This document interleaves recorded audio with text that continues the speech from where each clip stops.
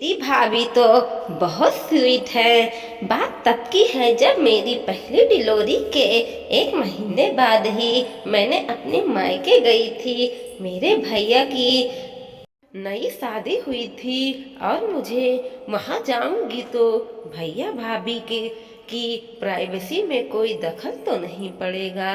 वहाँ जाकर मुझे पता चला मेरी भाभी तो बहुत स्वीट है। जब भी मैं अपनी बेबी को फीड करती मुझे बहुत प्यास लगती।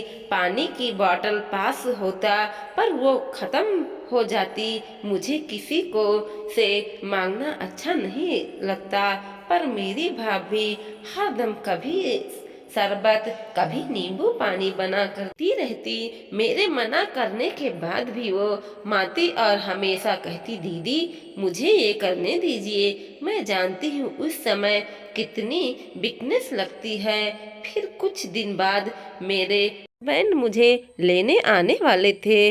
मैं बेबी के 1000 काम में थकी रहती तो शिल्पा गाउन पहन कर बैठी थी। मेरे भाभी मेरे पास आई, दीदी आज जीजा जी आ रहे हैं, चलिए आपको तैयार कर दूं। अरे नहीं, आई एम ओके मैंने टालना चाहा पर मेरी भाभी कहाँ सुनने वाली थी। उन्होंने मुझे बहुत अच्छे से तैयार किया, साड़ी पहनाया, मेकअप किया। आईने में खुद को देखा, मुझे ही विश्वास था मैं हूँ। हस्बैंड भी बहुत खुश थे। दरअसल पहली प्रेगनेंसी फिर डिलीवरी और घर में सास ससुर सबके होते जिम्मेदारी तले मैं सब कुछ भूल ही बैठी थी।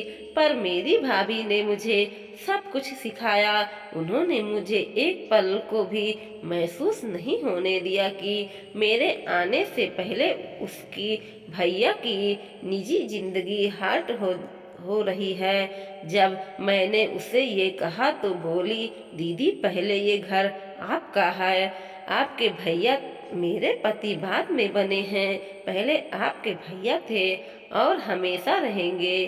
और ये माझे उन्हें भी कहा है कि मेरी बहन को घर कभी आया नहीं लगना चाहिए। मैंने भाव विहाल होकर भाभी से लिपट गई। बाकी में यह सीख मुझे मेरी सास ने दी थी जो मेरे ससुराल में अपनी 4 नंदों के साथ निभाती चली आ रही हूँ।